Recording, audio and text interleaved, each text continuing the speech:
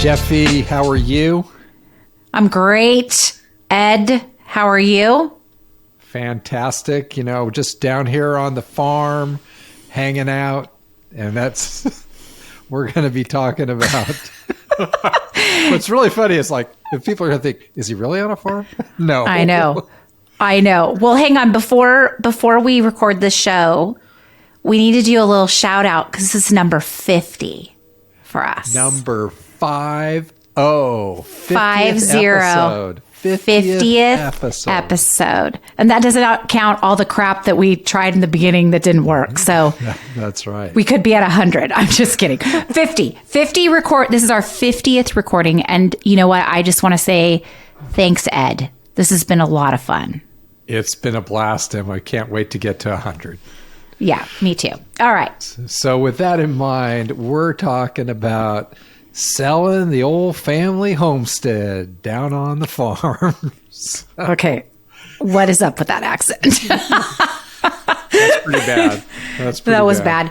But yeah, so homestead, a house that's been in the same family since it was built, 20 years in a home, long-term clients. So this is, and usually we're working with people who are elderly when we're talking selling the homestead. And what's interesting is you and I have both been experiencing this exact thing currently. We're both in escrows right now that are like this. Yeah. Actually, you're in an escrow. I'm actually prepping a listing right now. That's right. Sorry. But it's interesting. I'm working with multiple clients in this situation right now. It's always been a big part of my business. Mm-hmm. And we're talking, it's like we're both in these situations where you've got a long-term homeowner, mm-hmm. and it's time for them to sell it. And we realized that there are some real points here to make that a smooth, successful experience for everybody involved. Yes. And we wanted to share that. So right.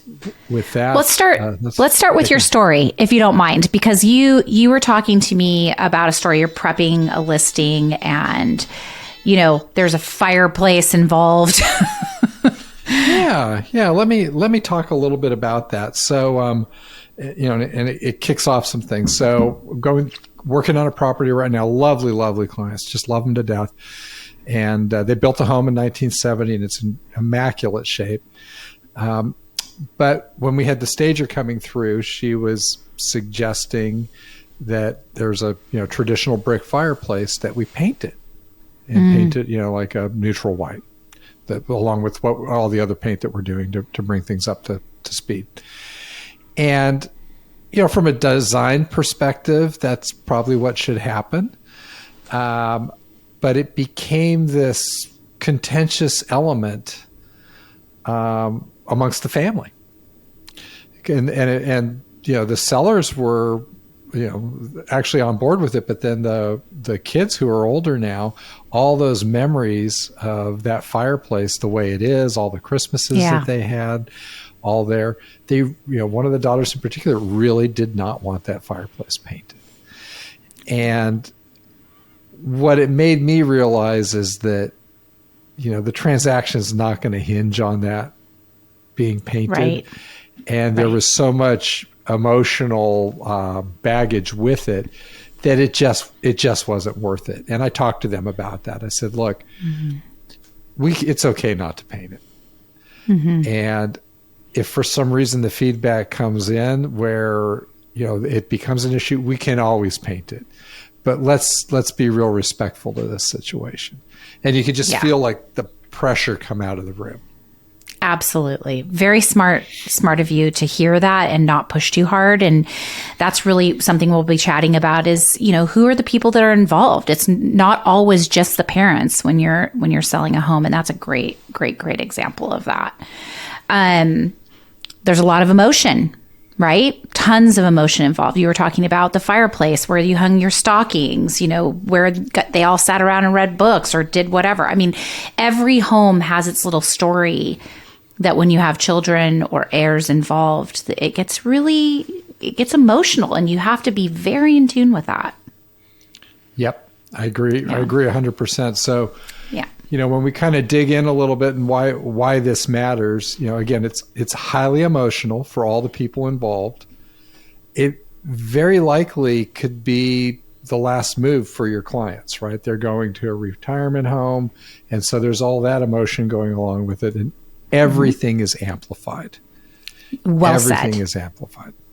Yes. Yeah. Yes. And we, as their trusted advisors, need to stay really neutral. We need to be their person they can rely on. The whole family can rely on. But yeah, want to zoom in a little bit here and take it a little deeper? Okay. I think we should. Yeah. So we're going to zoom in and really this is all around, how do we keep the emotions in check? Yeah. And I think point number one, read the room. 100%. 100%. Yeah. This is a great thing to see when you're saying read the room too. This is where a lot of times when you're meeting with a seller who's an aged seller who has family that live in the area, it's great to have everybody at the table together. Even though the parents are the decision makers, a lot of times you're going to see emotions pop up at that meeting. If not, bring them in on a Zoom call or have a call with them after, obviously with the permission of your clients, the sellers. But that's all part of reading the room. Yeah, I agree. I think another piece of this is I've found in these situations, especially if the decision is, hey, we're going to go from this home to a retirement community. Mm-hmm. Usually there's one partner that's driving that more than the other. And Absolutely. So it's good to try and get a feel for that as to who's the more motivated and what are their drivers. And then who's holding back and what are their fears a little bit. Right. Because if you understand their fears, you can help bring light to those things. Maybe they need more information. Maybe they need to understand what it looks. They don't understand that you can have longer than a 30-day escrow. Maybe they don't want to be there during this process, having people traipse through their home. So that's such a great thing, Ed, just to find out who's resistant and who's pushing. Right. I think also when you're at that home visit, dialing in on the features of the home there and understanding what could be in the background. So one I always look for is the primary bedroom on the main level or upstairs. Yeah. And if it's on the main level, it could take a long time for everything to come together. If it's upstairs and they're a little older, that could be a impediment that's coming that they're concerned about. Right. So I think that's a real important one. I actually walked the property that I have under contract right now with the daughter. And one of the things that was so neat is there's all these hidden doors throughout the house. And I would have never known they were there, like little hiding spaces and cool hidden plugs and, stories and how certain systems work, because she's been helping these people, her parents, with their home for many years. So she understands all the quirks of things. So she was a wealth of information for me. Yeah. And I think another one here is really push into to understand what's driving the move. Yeah. And understand it. And I was with a client in this situation recently, and I could feel this resistance. I could feel the tension between the two of them. Not bad, but like one was more motivated than the other, and they're kind of pushing and pulling. Mm-hmm. And I said, let's just stop for a second. What's your biggest concern about all this? And what the wife said, she goes, I do not want to be a burden to my children. Oh, right. And yeah. And once we got that out on the table and started talking about that, and I could share some experiences with clients, how things have gone different ways, it's like the floodgates opened and the pathway kind of opened up. So I think it's a good question to ask. Absolutely. How can you best serve your client if you don't know what their biggest fear is? You can't. Yeah. So that's amazing. So point one, read the room. Point two, and I think this is counterintuitive to a lot of the way our business goes, is go slowly. Yes. And this is definitely an issue for me. I speak in a rapid tone. I walk rapidly. I work rapidly. And every time I meet with these particular clients, I really have to say to myself, okay, speak more slowly and concisely. Remember to take it to a place where if someone couldn't hear you as well as I can hear, how would you want to be spoken to? Articulate your words, be clear, explain. I mean, so much of the lingo that we use today wasn't being used even 10 years ago. Think of all the internet terms that we use and acronyms that we use. And to get rid of those and speak clearly and concisely is, I think, a very important thing. Yeah. And, slowly, concisely, and educate. The thing you have to remember too, so speak for North Carolina, if a client's been in their home for 30 years, right? This case, or like in the 70s, it's even longer. Yeah. The contract, the standard offer to purchase, if it goes that back, was 2 pages. Yeah. Hand typed in, right? And now our standard offer to purchase, not counting all the addenda, is 14 pages. So you think about how different all that is, and having to explain all these, you want to take the time to explain the nuances of the ins and the outs and the pathway, and just slow down. And I know you and I were both talking is that, our industry is all about speeding things up, frictionless portals for information, DocuSign, like take the time to go sit down and go over the contract in person. Yes, which is something I have done every time I've met with these clients. So I'll call and do an initial call, say, here's an update, here's where we are, this is what it's looking like. Can I come down this afternoon at 5 or 4, whatever works for them? And then I have everything together, which also brings me to another point. It's really a good idea to ask your clients if they have somebody that they would also like to be in the meeting when you're meeting with them. Like this particular client wanted to have their money advisor as part of the conversation because they are very close friends, long-term clients of each other's, and it made them feel more secure in the decision making when we were actually accepting an offer.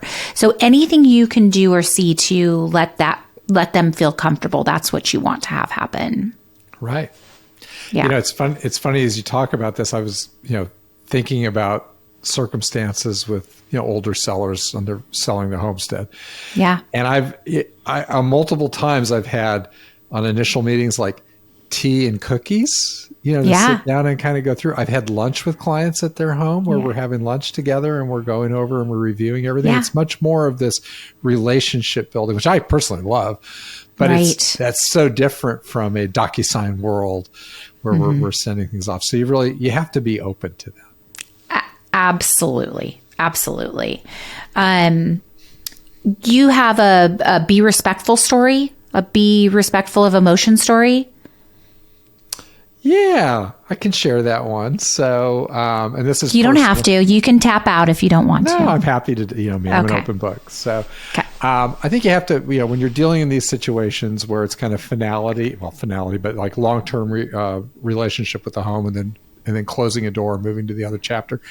You have to be really respectful of the emotion in the room that's latent there, and my eyes were really open to this, years ago when I was, tasked with selling my mom after she passed away. I was, the executor of the estate. And so I sold her home here in Chapel Hill and, did all the prep work, did all the, everything was squared away, just moving on through.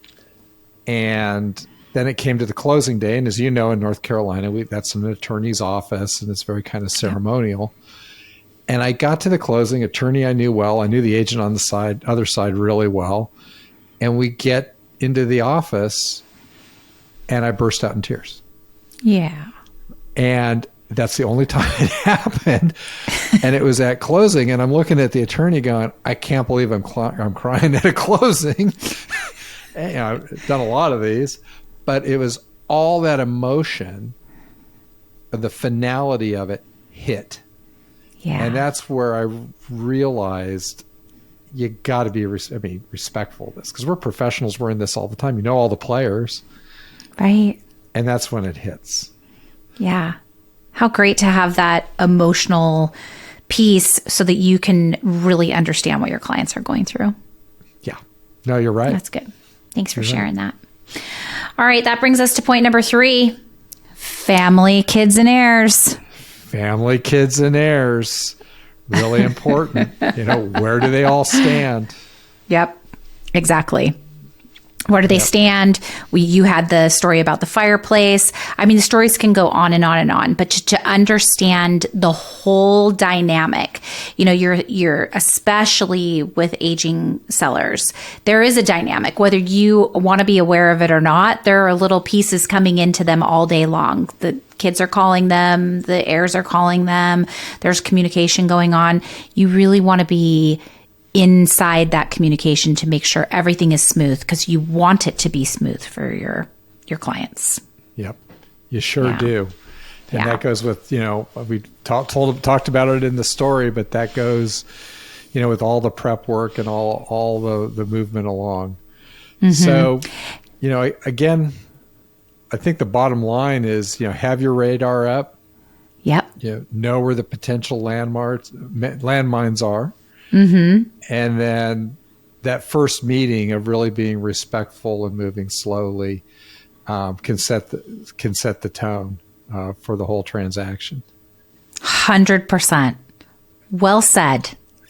Great. So thanks so much. I think everybody can benefit from this one as we move on in this fast-paced, crazy business. It's like, hey, take a time out and slow down. Like it. Talk to you guys soon.